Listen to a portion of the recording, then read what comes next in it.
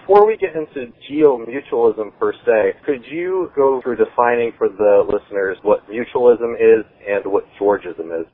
So mutualism is an anarchist philosophy that comes from Pierre-Joseph Proudhon, who was a French philosopher. And the idea behind mutualism is that all of our interactions should be based in a kind of ethic of reciprocity and should be mutual. And when applied to the economy, this implies a mutual bank, which would be owned by the people who bank there. The bank would issue interest-free loans to the members. And this would allow them to acquire capital for themselves and become self-employed and cooperatives rather than rely on bosses. And mutualism also has a application to land. Generally, mutualists will apply occupancy and use standards to land, to where no one can hold title to a piece of land without directly occupying and using it, put it to some kind of use. And then Georgism is actually an American philosophy by a fellow by the name of Henry George. And the main idea behind Henry George's philosophy is that the land should essentially belong to no one or everyone in common, and that this is best done by allowing people to individually rent and occupy land from the commons, and this would take the form of paying a land value tax, which would equal the total value of the economic rent from the land. And the economic rent is the difference in the value between different grades of land. So when Kevin Carson was on my show, he actually mentioned Henry George as being influenced by Proudhon. Do you see that as being the case? Yeah, well, Henry George actually mentions Proudhon in, it's either the introduction or the preface of Progress and Poverty, Henry George's famous book. And he kind of mentions that he's trying to extend the, he didn't use the term libertarian socialist. I forget the terms he used exactly. But essentially he was saying that he was trying to extend the libertarian socialist project of Proudhon. But the main difference between Georgism and mutualism would be that George wasn't necessarily so critical of the state. He was more of a classical liberal, and he was fond of a Republican-style government, so he wanted to make significant changes, like allowing for a women's Congress and things like that. But the main difference is actually just that Henry George wasn't opposed to the state, while Proudhon would see the state as a kind of infringement on that ethic of reciprocity, because the state's an involuntary institution. And actually, Proudhon had very, very similar views to Henry George, though they weren't as well worked out, and I think it's useful to look at Henry George's work for that reason. But Proudhon did tackle the issue of economic rent and did suggest in some of his works, like The General Idea of the Revolution, that economic rent was an issue to be sorted out, though he'd sort it out in different ways from Henry George sometimes. He did mention rent payments, but he would also be more okay with distributing land in a manner that would make up for differences in quality with differences in quantity.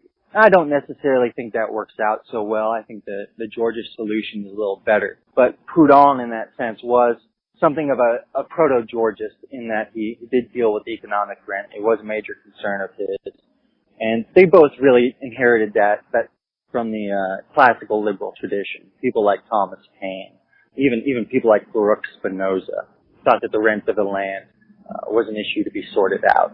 Well, on the subject of the bank, I would be curious because I know that Fred Fulbury, who has kind of resurrected Georgism to some degree under the banner of geolibertarianism, I know that he confronts the subject of central banks and banking. But did Henry George ever discuss that, and did he ever mention Proudhon's model for a credit bank?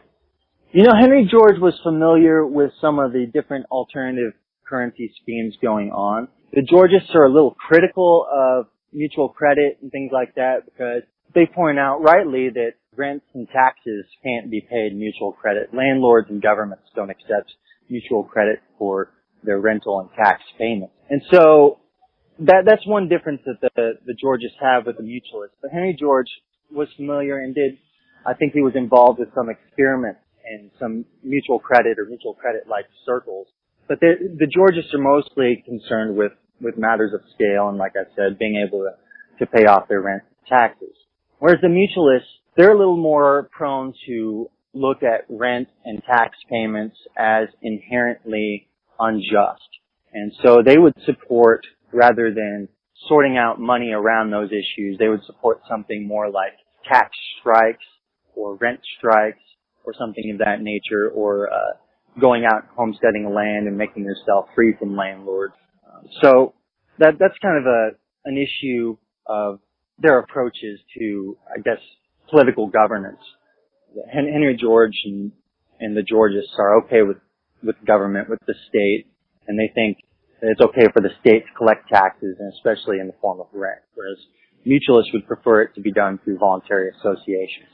So it seems as though to me mutualism and Georgism are both very much towards the center of the economic spectrum.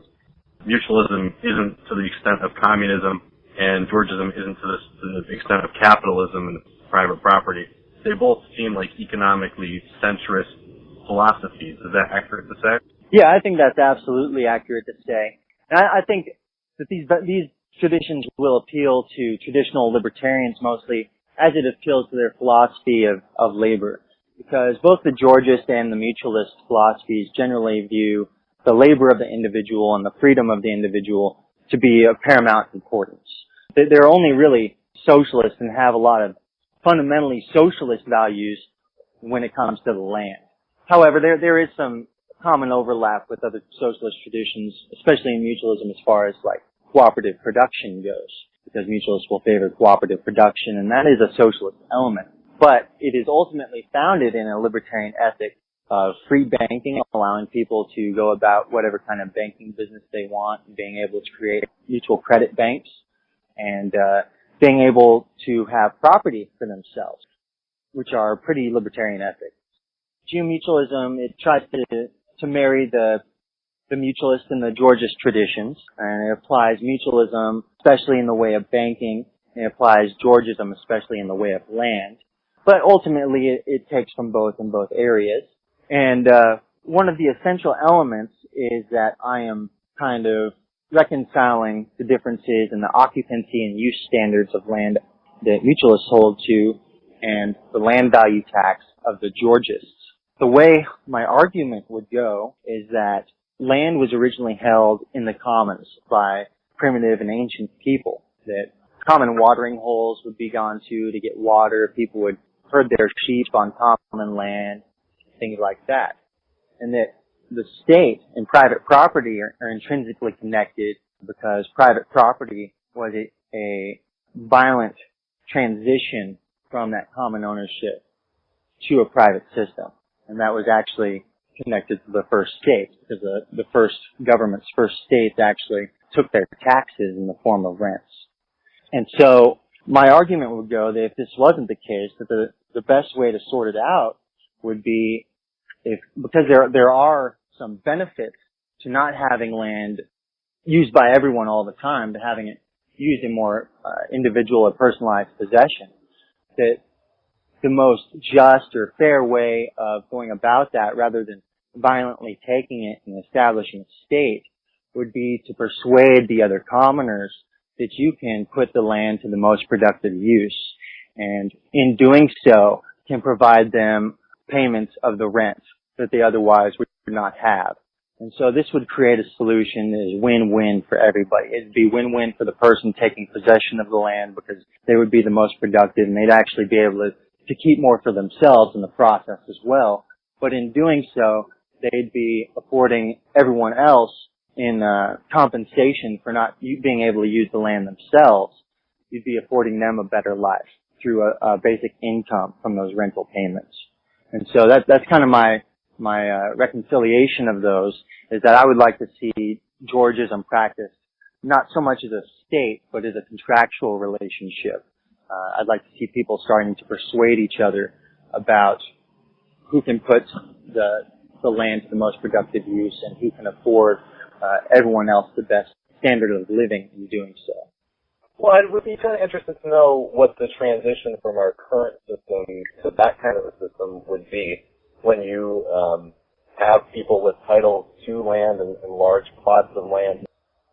Well, I think here it's actually kind of useful to look at Marx and his philosophy of the modes of production and how the modes of production have changed throughout history. In agricultural economies, land was a major factor in the economy. It was the main factor of production. Most of the wealth came from the land. In capitalist economies, things are different. Most of our wealth comes from capital, and capital is the dominant force. And so, in a capitalist economy, a large industry actually controls more than large land interests.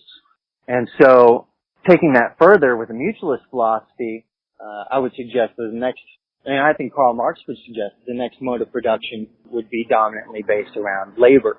And so when applied to the mutualist philosophy, I think what this means is that mutual banks have been presented a new niche in history to where they can become the dominant force, to where credit backed by labor can become the dominant force in the economy. And what this will do is allow federations of workers to exercise their social force and to it's almost like monopolize the economy, but there's no central power or anything. It's just a class of people.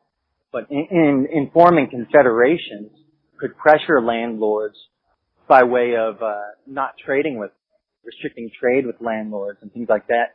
And if landlords do need to make trades with them, entering into the mutual credit system and punishing their credit. So having different kinds of policies to deal with the landlords who will inevitably join the dominant mutual credit system once it's going out of necessity because it's providing for the masses.